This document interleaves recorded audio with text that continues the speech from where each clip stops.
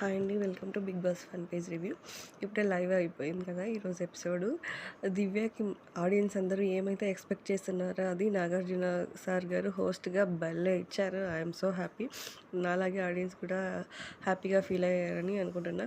ఎందుకంటే ఇప్పుడు అందరూ మనకి నచ్చాలని లేదు, మనం అందరికీ నచ్చాలని లేదు.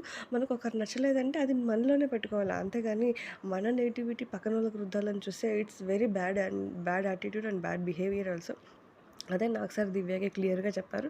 నీ స్ట్రాటజీ నీకు ఓకే, బట్ పక్కనోళ్ళని బ్యాడ్ చేసి నువ్వు దాన్ని పాజిటివ్గా తీసుకోవాలని అనుకోకూడదు. నీలో ఉన్న పాజిటివ్ని చూపించి నువ్వు ప్లస్ అవ్వాలి, అంతేగాని పక్కనోళ్ళని నెగిటివ్ చేస్తూ నెగిటివ్ లేకపోయినా నెగిటివ్ చేస్తూ చెప్పడం అనేది ఇట్స్ టూ రాంగ్.